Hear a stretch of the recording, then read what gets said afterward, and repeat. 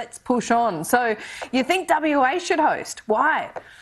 Well, I only said that, Laura, because they have the deepest pockets in Australia, really. If you look at the iron ore, their budget's in strong surplus. But frankly, their Premier has ruled it out. In fact, all leaders in Australia have ruled it out. So, Laura, I think the only hope really for the Commonwealth Games now is to go back to Birmingham. And the reason for that is they've only got 3 years. So they have to get organised. They've already got all the equipment and venues in place. The organising committee has only just been recently disbanded. So Birmingham is, I think, the logical place. Laura, if you look at the countries that can do this, UK can do it, Australia can do it, but we've ruled it out. Canada's not really interested. I looked at South Africa and Durban. That's not a possibility anymore. So it's really either India, Malaysia or Birmingham. And I think with the time available, it's Birmingham. Well, given all of that, Peter Beattie, what about the question on whether the Commonwealth Games should survive? It's had a good run, but maybe it is a little bit irrelevant in 2023. Well, it is part of the Commonwealth, and we have to remember that this is not just an event for sport. It's part of the Commonwealth organisation. Plus, Laura, it does, and this is why I'm a supporter of it, it does have a very special place. Para-athletes get priority in the Commonwealth Games. There's a number of events that only take place in the Commonwealth Games, and there's a number of priorities around women participating. So realistically, it has a little niche. It's very much a family games. The other thing, Laura, is this. Cathy Freeman and athletes like that really cut their teeth at the Commonwealth Games, and it's a building block. Not all athletes will win or go to the Olympics, and yet this is a reward. It's a building block, as in Cathy Freeman's case. It's also an opportunity for Australians to participate. So, look, it does have a particular role, but they are costly, and the issue is who can afford it, and that's why it's been going between Australia and the UK. Well said. And an athlete on this program did remind us of how important these lead-up events are and the Commonwealth Games. But let's get to the politics of it, Peter Beattie. I mean, given Daniel Andrews' history, his approval rating will probably go up in Victoria after this decision. He has said that they were going to cost upwards of $7 billion. I don't know how he's got to that figure. It certainly seems convenient. Well, Laura, Dan is one of the smartest politicians in Australia, and I've got no doubt that you're right. His approval rating will go up because of the cost of living issue. People want to focus on things like education and health. Look, I don't know anything about the Victorian figures, so I can't comment on that. But what I can comment on, of course, is the cost of the Games in the Gold Coast. They were $1.2 billion. That was the budget. We stuck within that budget because the Queensland government was very rigorous about ensuring we did. In fact, we returned over $100 million to the taxpayer. So in other words, we did it on budget. In fact, we did it under budget and on time. But there is extra cost doing this in the regions. And I know that, pardon me, from the Gold Coast, because it needed, and you see it on the Gold Coast now, they've got trams, they needed a tram system, they needed a light rail system. They needed to upgrade the heavy rail. They needed to get rid of a lot of bottlenecks in the roads. Right. And they didn't have, Laura, the sort of infrastructure that capital cities have. So it's cheaper to run this event in Melbourne and in Sydney and in Brisbane than it is to run on the Gold Coast or indeed in regional Victoria. So there is an additional cost beyond running it in a major city. So in that sense, the Victorian government's correct. How they got to that figure, I don't know, and I'm not in a position to comment, frankly. But isn't it pretty cynical, and you'll know this, it's clever but cynical, drawing that direct line between schools, hospitals and roads and paying for big sporting events? I mean, by that logic, Anastasia Palaszczuk is ripping $5 billion away from schools, hospitals and roads in Queensland to host the Olympic Games. Look, Dan, as you said, and I agree, is one of the smartest politicians in Australia, and I think linking it back to essential services is a vote winner for him. There is a big difference, Laura, thankfully, between the Commonwealth Games and the Olympics in that with the Commonwealth Games, they have to be funded by the state, which is what Queensland had to do, Victoria had to do. The Olympics now realise that these big events, as you quite correctly identify, they are expensive.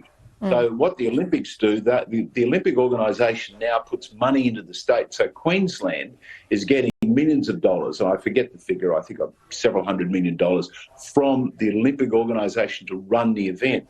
And I think the event itself is actually almost cost neutral. What is the cost of the investment in infrastructure? Now, from Queensland's point of view, Laura, it's actually pretty clever, because what happens with the Olympics, southeast corner of Queensland, we get a lot of infrastructure it otherwise wouldn't get, and it's going to get priority from the Commonwealth, whereas they couldn't do that. They'd have to then put money into Victoria and New South Wales. The Commonwealth can prioritise by saying, well, look, we've got the Olympics, so they need special treatment. So from Queensland's point of view, the Olympics, it's a bit like chalk and cheese, the Commonwealth Games and the Olympics. But look, your basic argument is right. We are a sporting nation. It puts us on the world stage. Tourism's one of our biggest industries. It does bring a lot of tourists here. And Melbourne, of course, is in many senses the sporting capital of Australia. If it wasn't for rugby league being so big in Sydney and Brisbane and Queensland and New South Wales, I'm sure Melbourne would be the sporting capital. Well, Peter Beattie, great to see you. Great to have you back on Sky News too. Well, I'm happy to do that. My apologies for the outage, the Osprey outage and the blackout in Balmain. I mean, nothing's secret anymore, Laura. It isn't. We can get you any time. We'll see you soon, Peter Beattie. Thanks so much. So let's go live to Victoria now. The Victorian opposition leader, John Pesutto, would have been listening to some of that interview, and he joins us live now as well. John Pesutto, great to see you. One of the points that Peter Beattie just made, the Commonwealth Games on the Gold Coast cost about $1 billion. Birmingham cost $1.5 billion. Why on earth would the Victorian Com Games cost upwards of $7 billion? Because Daniel Andrews would have been in charge. Laura, there's a sorry tale of project blowouts, event blowouts in Victoria as long as your arm. This is a massive humiliation, not just for the Victorian people. Daniel Andrews and Jacinta Allen, Laura, have embarrassed the nation on the world stage. And the incompetence and dysfunction of the Andrews government is on full display before the world. We committed to this project, and I've said, Laura, that whatever your view on the Com Games, we committed to it. Daniel Andrews, in our name, committed to host these games. As you rightly point out, the Gold Coast, Birmingham, were able to deliver the games at a very modest price. But I guess it's no surprise that with projects blowing out in Victoria by over $30 billion, it's no surprise, I guess, that the numbers are so inflated now. But we're going to press as hard as we can, Laura, on behalf of all of our viewers and the Victorian and Australian people, to get to the bottom of this debacle. This truly is a fiasco which will cost Victoria, not just in terms of investment, but in terms of future global events wanting to be hosted here. And as Craig Phillips said yesterday, quite correctly, people will think twice about accepting a bid from the Victorian government. Look, we just had Kylie Tink on the program that suggested this was a pork barrelling move to win an election in regional seats. It absolutely was, and I would say about Daniel Andrews and his government, it's the dodgiest government in Australia.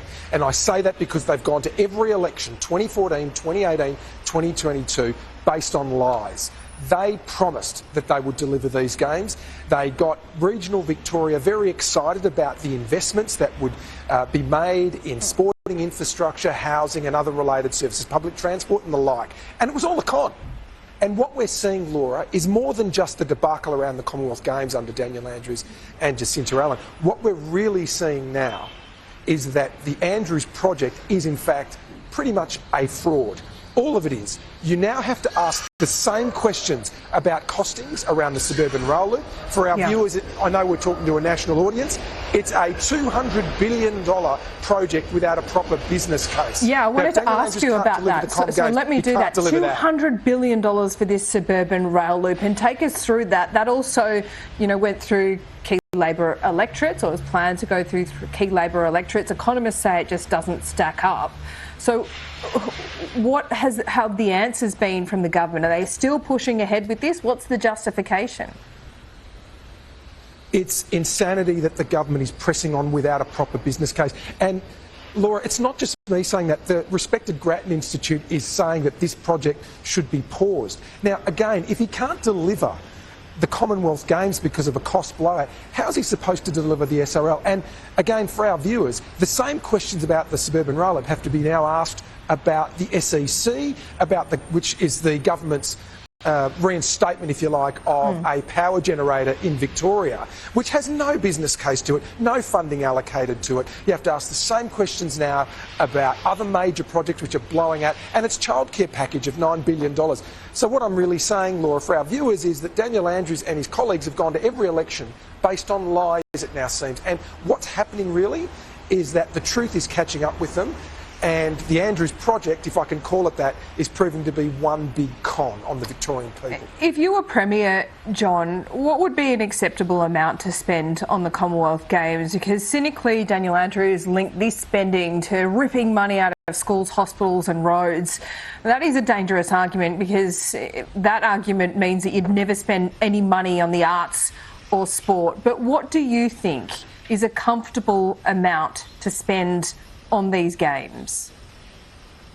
Yeah, look, Laura, I think that something in the realm of what Birmingham paid, which was just shy of $2 billion, why are we being told just now that it's $7 billion? And again, for the benefit of our viewers around the country, just 7 weeks ago in this place, I'm standing on the steps of the Victorian Parliament, Daniel Andrews delivered a budget, and it had costings for the Commonwealth Games at about $2.6 billion. So in the last 7 weeks, it's now apparently escalated to around $7 billion.